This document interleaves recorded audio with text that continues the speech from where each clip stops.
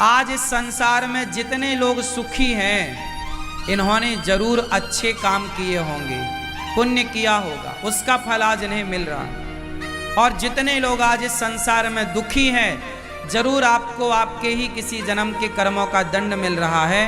वो आपका ही कर्म आपके सामने इस दुख के रूप में मिला है।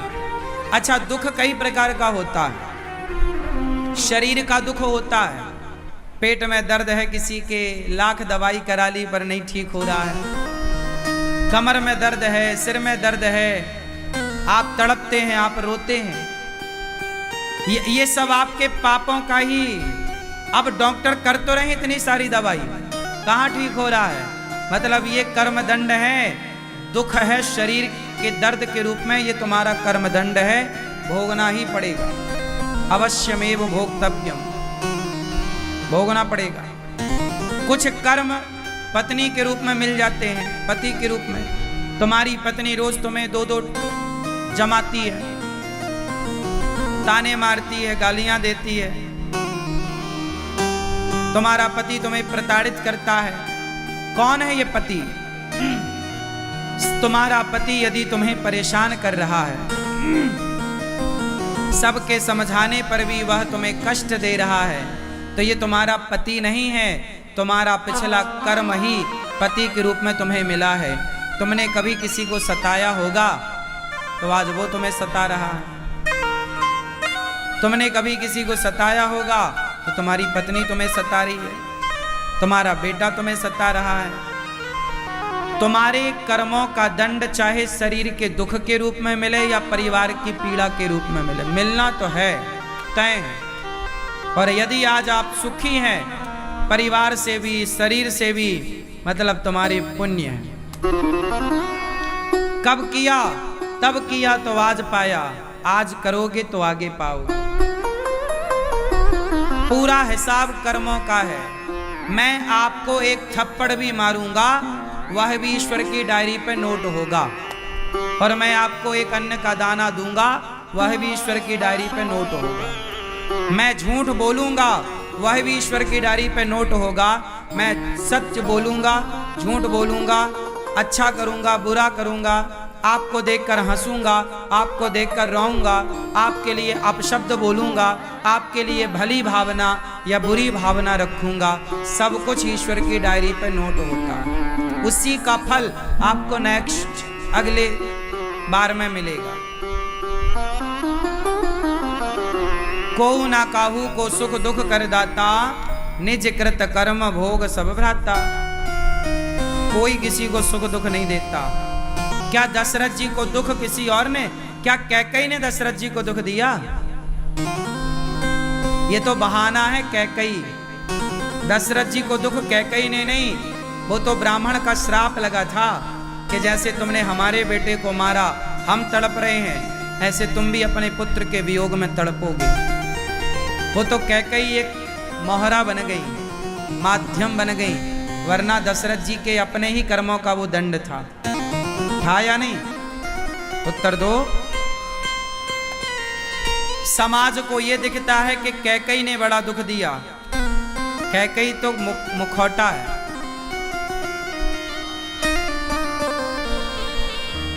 ये तो कर्मों का फल मिलना ही था, किसी को माध्यम बना देते हैं भगवान। भीष्म पितामह को बाणों की सैया मिली, तो क्या ये बाणों की सैया कोई किसी अर्जुन ने दी क्या? ना, ये पितामह का ही पापों का दंड था। सांप को फेंका था कांटों के ढेर में, सांप को कांटे चुभे तो इन्हें बाणों की सैया चुभी। भोगना पड़ता है ना साहब। आज कोई अंधा है, कोई लंगड़ा है, कोई बहरा है, कौन है ये लोग? कोई कुछ भी कहे, लेकिन कहीं ना कहीं इनका कर्म इनके साथ जुड़ा है। कोई अमीर है, कोई गरीब क्यों है? कर्म जुड़ा है। तुम्हारे कर्मों से अमीरी, तुम्हारे कर्मों से गरीबी। तुम्हारा कर्म ही तुम्हें हंसाएगा, तुम्हारा कर्म ही तुम्हें ये कर्मों की खेती है, इसीलिए तो कहा है ये कर्म भूमि है। कौन सी भूमि है ये? बोलो। यहां तो भैया जो करोगे वही पाओगे, कर्म भूमि में आए हो। अब आप देखो कि आप कर्म कौन सा कर रहे हो। जो करोगे वही वापस मिलेगा। एक राजा के 3 मंत्री थे। राजा ने तीनों मंत्रियों को एक एक झोला दिया, बड़ा झोला, और कहा जाओ बगीचे में ताजे ताजे फल तोड़ कर लाओ। टाइम दिया गया 5 घंटे का। 5 घंटे में ताजे ताजे फल लाना है। तीनों मंत्री दौड़ कर गए। ताजे ताजे फल, बगीचा भरा पड़ा था फलों से। एक मंत्री बगीचे के माली से बातों में उलझ गया। दूसरा मंत्री बोला 5 घंटे हैं, 2-3 घंटे सो लूं। पेड़ की छांव में लेटा, मस्त हवा चल रही थी, नींद आ गई। तीसरा था, पेड़ पर चढ़ा और ताजे ताजे फल उसने अपने झोले में भरना स्टार्ट किया। 5 घंटे में उसका झोला ताजे फलों से। जब वो चला तो देखा कि मेरा दोस्त तो सो रहा है। अरे जाग, बस आधा घंटा बचा है। 5 घंटे के पहले ही उसने अपना झोला भर लिया, और अब ये आधा घंटा बचा। इसके अभी आधा घंटा में तो ताजे फल तोड़ नहीं सकता। तो जो हवा से गिरे हुए थे, कुछ 2 दिन पुराने थे, कुछ 4 दिन पुराने थे, कुछ आज के थे, सारे समेटा और अपने झोले में भर लिया। जब दोनों बाहर गए तो तीसरा पंचायत ही करने में लगा था। दोनों ने कहा भाई तेरा झोला कहाँ? उससे याद आया, अच्छा मैं क्या करने आया हूँ। जल्दी से गया तो ना उसे ताजे ही मिले ना बासे ही मिले, क्योंकि ताजे भी टूट चुके थे, बासे दूसरा समेट चुका था।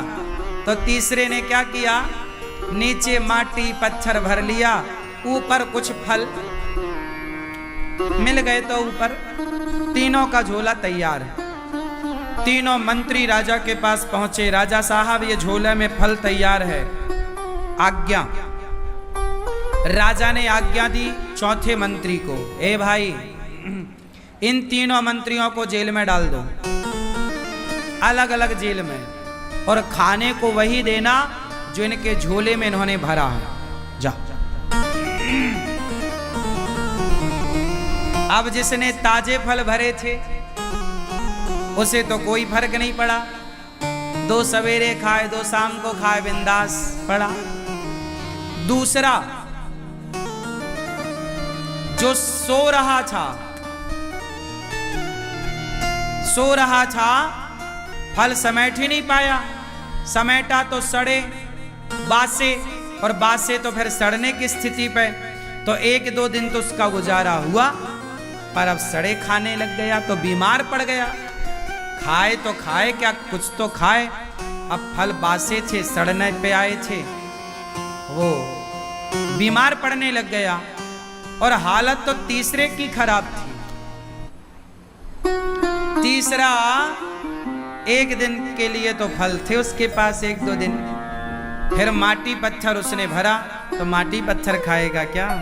अब आप लोग उत्तर दो कि वो तीनों में से एक बस सुखी है, जो ताजे फल लाया वो सुखी है, और बाकी दोनों, एक बीमार पड़ गया, एक भूख से छटपटाने लगा, मरने लगा। अब ये बताओ इनके दुख का जिम्मेदार कौन है? उत्तर दो, इनके दुख का जिम्मेदार कौन? ये स्वयं। क्यों? क्योंकि राजा ने समय तो सबको एक सा दिया था। ऐसे ही ये राजा की कहानी नहीं है, ये हमारी और आपकी कहानी है। भगवान ही वो राजा है जिन्होंने आपको 100 साल का समय दिया है और अच्छे अच्छे कर्मों का फल लेने के लिए संसार के बगीचे में भेजा है। जाओ अच्छे कर्म करके आना। आप लोग अच्छे कर्म करोगे तो जो आप अच्छे कर्म करोगे उसी का फल आपको मिलेगा।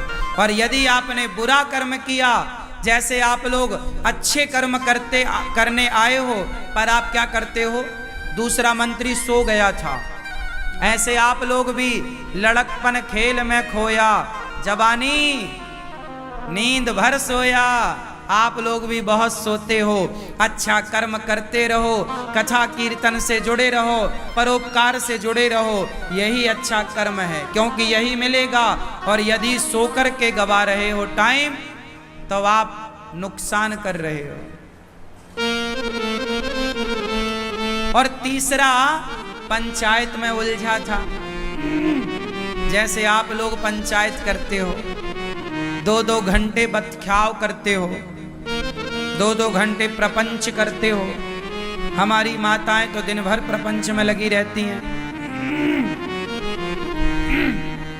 हाँ या ना? कुछ माताएं तो दिन भर बेचारी, क्या बनाया तूने आज? अच्छा छोले की सब्जी बनाई। अरे हमारी सास तो बिल्कुल मारे डाल रही है, कह रही है पनीर बनाओ। दिन भर आप लोग प्रपंच करते हैं, 1-1 घंटा आप मोबाइल पे बात करते हैं। पड़ोसन से आप अपने और उसके दरवाजे पे खड़े होके वो बातें चल रही हैं। आप लोगों को नहीं लगता कि आप लोग अपना समय बर्बाद करते हैं? समय गवाना, अरे दौलत से महंगा समय है। बताओ पैसा बड़ा कि समय बड़ा? किसकी कीमत है, पैसे की कि समय की? उत्तर दो। पैसा बड़ा नहीं है, समय बड़ा है। और आप लोग समय गवाते हो प्रपंच में। बेकार का सोना, क्यों सोते हो इतना, क्यों प्रपंच करते हो इतना? जागो, अपने आप को व्यस्त रखो, बिजी रखो। जो व्यक्ति जितना बिजी होगा वो व्यक्ति उतना स्वस्थ और सुखी होगा। जो जितना फ्री होगा वो उतना बीमार और परेशान होगा। इसलिए अपने आप को बिजी रखो, व्यस्त रखो, अच्छे कामों में व्यस्त रखो। क्यों? अपने कामों में समय मिले तो कथा सुनो, समय मिले तो बच्चों के पास बैठो, समय मिले तो माँ बाप के पास बैठो, समय मिले तो मंदिर में जाकर बैठो, समय मिले तो अच्छे दोस्तों से बात करो, वरना अपने काम में व्यस्त रहो। यदि आप व्यस्त हैं तो सुखी हैं। फ्री हुए तो आज जितने बच्चे शराब पी रहे हैं, गलत काम कर रहे हैं, ये कौन लोग हैं? फ्री। पापा गाड़ी दिला दो, पापा मोबाइल दिला दो, दिला दिया मोबाइल, दिला दी गाड़ी। अब पापा के मोबाइल पे पापा की गाड़ी में ऐश कर रहा है छोरा। सड़क में गाड़ी ऐसे चल रही है, ये कौन लोग हैं? फ्री लोग, फ्री, बेकार, थर्ड क्वालिटी के लोग, टपोरी लोग। अरे व्यस्त है ना जो, उसे कहाँ यूं गाड़ी चलाने की फुर्सत? व्यस्त रखो अपने आप को। शौक तुम्हारे हैं, गाड़ी की शौक है, मोबाइल का शौक है, तो बाप की कमाई से अपनी शौक क्यों पूरी करना? जब इच्छा तुम्हारी है तो आपकी इच्छा आप ही पूरी करो, बाप क्यों पूरी कराए? या फिर इच्छाएं ना रखो इतनी कि बाप के भरोसे पूरी हो। हमने तो कोई इच्छा बाप के भरोसे पूरी नहीं करी। हमने तो जितनी इच्छाएं करी अपने बलबूते पे की और अपने बलबूते पे पूरी करी। हम तो बाप के टुकड़ों पर नहीं पले।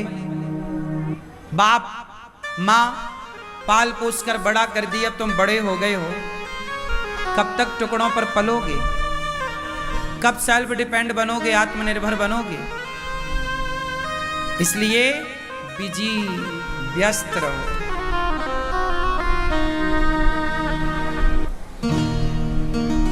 परोपकार की भावना बनाए रहो।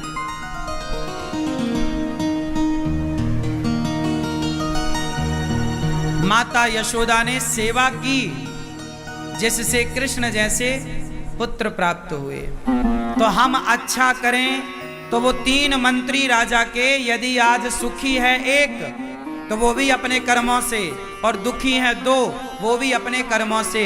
आप अच्छा ये संसार में आप आए हो ना, अच्छा कर्म करने आए हो, इसलिए ये दास अनिरुद्ध सवेरे से लेकर शाम तक अच्छे अच्छे कर्म करने की कोशिश करता है, क्योंकि हम जो करेंगे वही हमारा धन होगा, वही तो हमें मिलेगा।